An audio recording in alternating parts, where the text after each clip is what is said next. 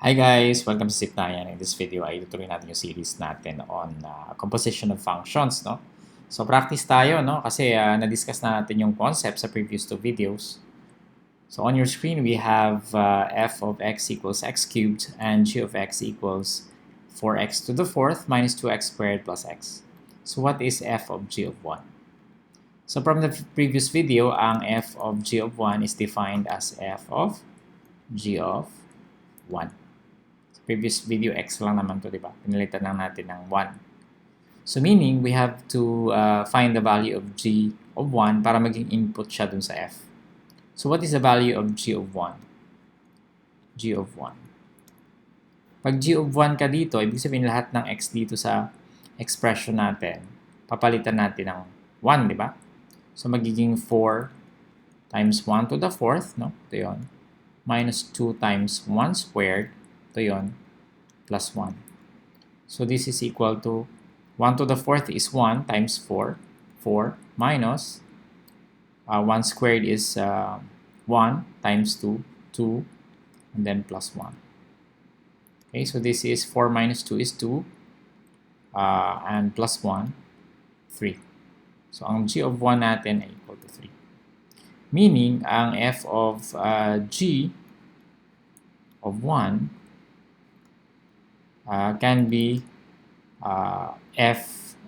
not can be but equal to f of 3. No? So since g of 1 is equal to 3, pwede kong palitan yung g of 1 ng f of 3. And dito meron tayong expression for f of x. So meaning, f of 3.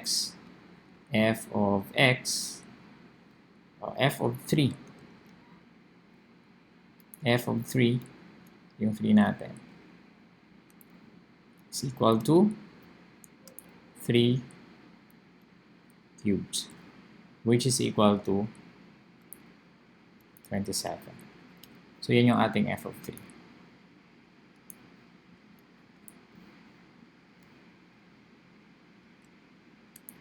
F of 3. Okay? What about g of f of 2? So notice na sa iba't ibang libro may iba't ibang notations. Minsan, merong parenthesis tong f of g natin. This is circle, no? Maliit na circle. Hindi yan multiplication, no? Yan yung symbol ng composition. Yan, maliit na circle. And minsan naman yung g of f, yung dito lang yung naka-parenthesis. So you have to be familiar with both notations, no? So here we have g of f of 2, which means that this is equal to g of f of 2 from the definition. And what is f of 2? Anong f of 2? Kunin muna natin yung f of 2. F of 2 is equal to, palitan natin to ng 2 cubed, which 2 cubed, which is equal to 8. So, f of 2 is equal to 8. Tapos, yung f of 2 natin, papalitan natin siya ng 8, no? So, g of f of 2 becomes g of 8. So, g of 8, naku, malaki yata ito. So, equals 4 times, palitan natin ng 8, diba? 8 to the fourth,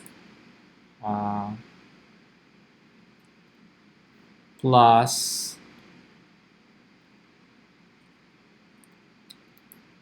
minus 2 times 8 squared plus 8. Tama ba? 4 times 8 to the fourth minus 2 times 8 squared plus 8. Yeah, tama, no? So, kung compute natin yan, we have, ano kayong 8 to the fourth? Medyo malaki to. So, 8 to the fourth is 8 times 8 times 8 times 8. So, 4,096 times 4. No? So, this is 4 times 4,096 minus 2 times 64 plus 8. So, this is equal to, malaki to 4,096 times 4 Then minus 128.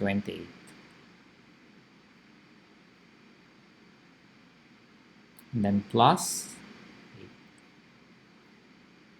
16,264. 16,264. Actually, kaya pala siya lumaki. Sa original given ko, dapat squared ito. No? So, yun. Kaya siya lumaki. What is g of f of x? So, g of f of x yung ating input. Ibig sabihin, lahat ng x dito,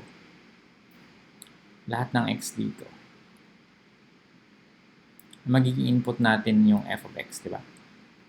Kasi f of x yung nasa loob. Ibig sabihin, lahat yan papalitan natin ng x cubed. Lahat ng x na yan. Okay, so, g of f of x, no? Is equal to 4 times, palitan ko ng x cubed ito, no? X cubed. Pero may to the fourth sa labas. And then minus 2 times x cubed. Pero may squared sa labas. And then plus x cubed. So this is equal to 4x times x to the 12th minus 2 times x to the 6th plus x cubed. So this is equal to 4x to the 12th minus 2x to the 6th plus x cubed. Okay, that's it. Maraming salamat. Sana ay may natutunan kayo sa video na to. I'll see you in the next tutorial. By the way, huwag niyo kalimutan yung mag-subscribe sa ating channel bago ako mag-end. At syempre, like our Facebook page. See you!